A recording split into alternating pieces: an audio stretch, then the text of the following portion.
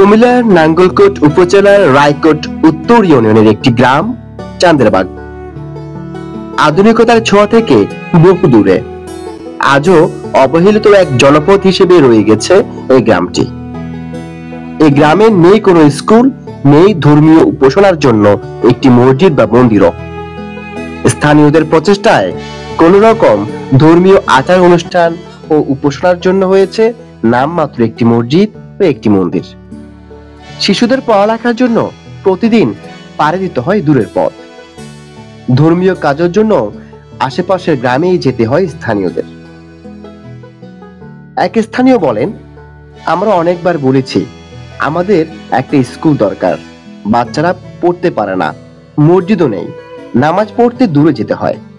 আমাদের গ্রামে অনেক সমস্যাই, স্কুল নেই, তারপরে রাস্তাঘাট অনেক দূরে, যে কোনো জায়গায় যেতে হলে গাং পাড়িয়ে যেতে হয়, নদী পাড়িয়ে যেতে হয়, তারপরে আবার বন্যা হয়। এখন অনেকটা সমস্যার মধ্যে আছে যে বন্যা হবে, এরকম আর কি, অনেক ভয়াবহ পরিস্থিতি এরকম। যখন পানি উঠে বন্যা হয় তখন আপনারা কি করেন? আমরা গ্রাম ছেড়ে অনেক দূরে চলে যেতে হয়, সমস্যা হয় অনেক, এই গ্রামে থাকা যায় না এরকম। বছরের পর বছর ধরে উন্নয়ন বঞ্চিত এই গ্রামে এখনো পাকা রাস্তাও পৌঁছে নেই পুরোপুরি। বৃষ্টির সময় কাদায় পা ফেলে চলায় যেন চরম দুর্ভোগ। গ্রামের চারদিকে পানি থই থই, যেন হাওরের বুকে এক টুকরো দ্বীপ। গ্রামের ছোট ছোট কোমলমতি শিশুরা ও স্থানীয় বাসিন্দারা বলে, আমরা চাই আমাদের এখানে স্কুল হোক।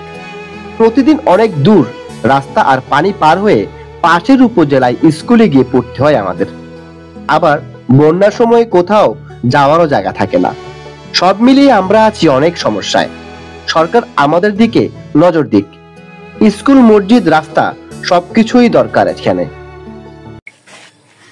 আমরা চাই আমাদের থানায় আমাদের স্কুল হোক, আমরা অন্য থানায় যেয়ে পড়তে হয়, এই আমাদের নৌকা ভাড়া দিতে হয়, আবার অনেক সময় আমরা নেমে যেতে হয়, দেরি হয়ে যায়। হ্যাঁ, আবার অনেক সময় গাঙে দিয়ে নেমে যেতে হয়। আমাদের থানায় একটি স্কুল দরকার, থানা যে স্কুলে পড়তে একটা স্কুল নাই, অনলাইন বহুত দূর হয়ে যাইতে হয় স্কুলে। তারপরে স্কুল কিছু নেই। আমরা হিন্দু মুসলমান দুনো পরিবার আছে এখানে, উলি মিশিয়ে চলতে আছি আমরা। সরকারের মাধ্যমে আমরা আমাদেরকে যেন স্কুল, মাদ্রাসায় এখানে একটি মুক্তব ভ্রমণ কিছুই নাই, কিন্তু আমাদের এই সরকার আমাদের যদি একটু দৃষ্টিতে আমাদের দিকে তাকান। অবহেলার এই চিত্র শুধু চান্দেরবাগ নয়, বরং দেশের আরো অনেক পিছিয়ে পড়া গ্রামের প্রতিচ্ছবি।